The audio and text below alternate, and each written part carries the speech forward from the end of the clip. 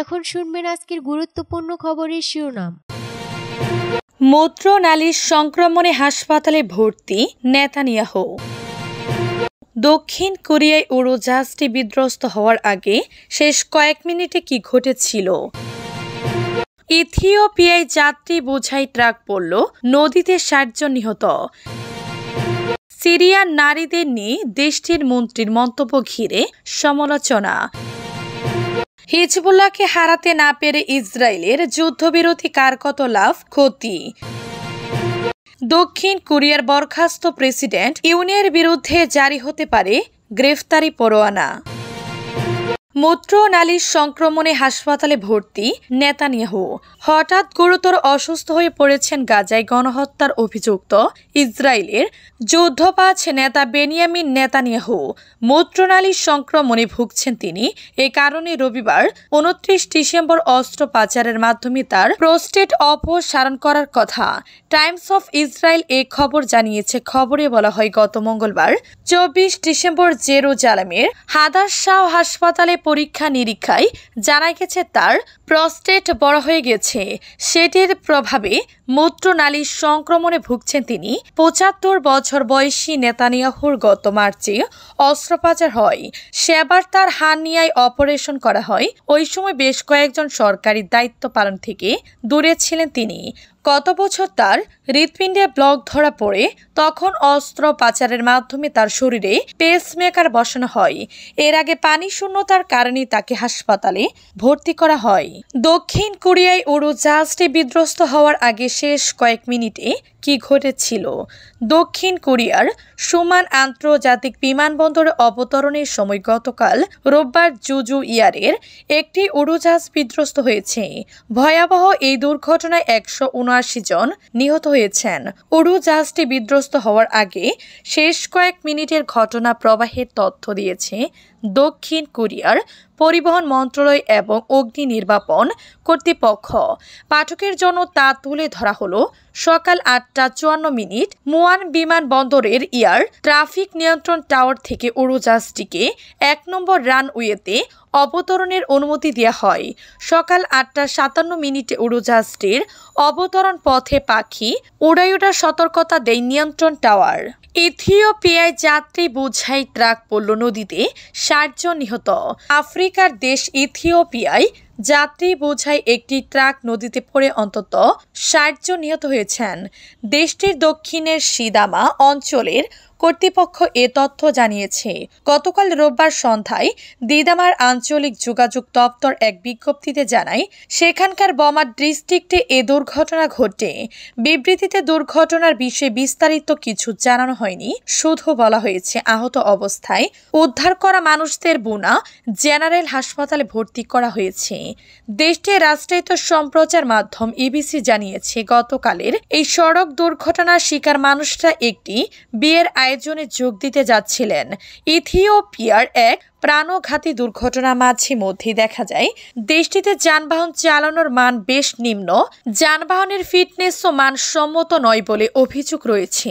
এর আগে ২০১৮ সালে ইথিওপিয়ার পার্বত্য এলাকায় যাত্রী বোঝাই একটি বাস গিরিখাতে পড়ে অন্তত ৩৮ জন মানুষ নিহত হওয়ার ঘটনা ঘটেছিল। তাদের বেশিরভাগই শিক্ষার্থী ছিল।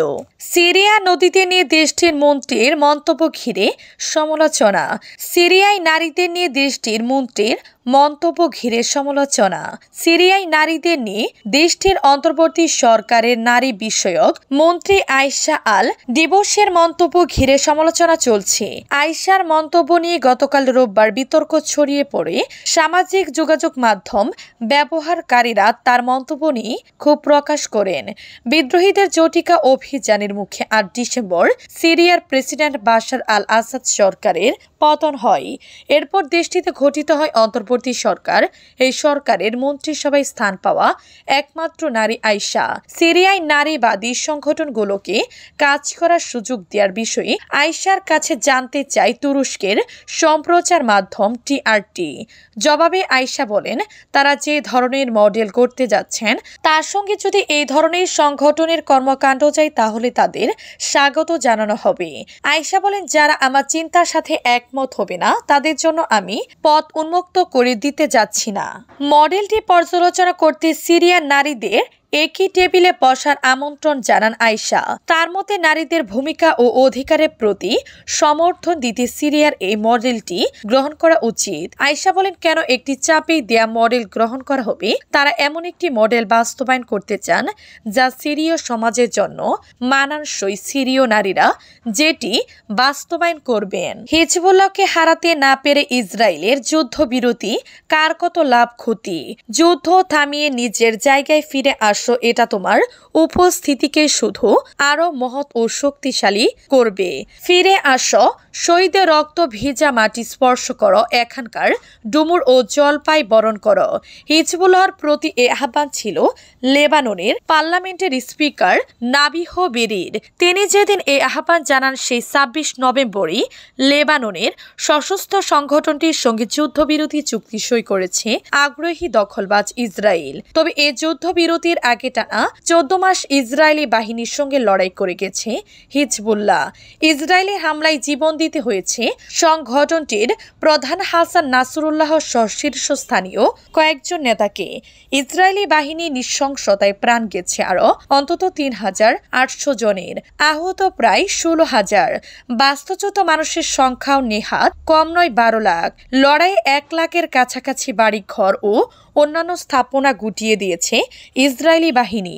হিজবুল্লাহ বসে থাকেনি, তাদের একের পর এক হামলায় কেঁপেছে ইসরায়েলের মাটি। ভয় আতঙ্কে উত্তর ইসরায়েল থেকে বাড়ি ঘর ছেড়ে পালিয়েছে ৬০,০০০ ইসরায়েল।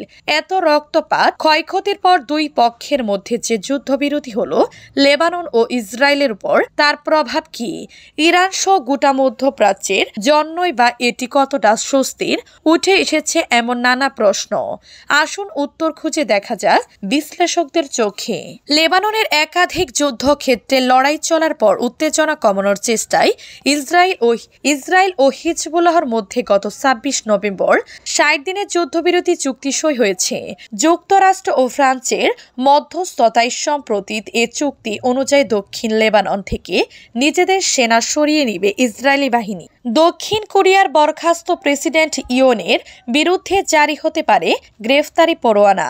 জিজ্ঞাসাবাদের জন্য হাজির না হওয়া এবার দক্ষিণ কোরিয়ার বরখাস্ত হওয়া প্রেসিডেন্ট ইউন সুক ইউলের বিরুদ্ধে গ্রেফতারি পরোয়ানা জারির আবেদন করেছেন তদন্ত কর্মকর্তারা।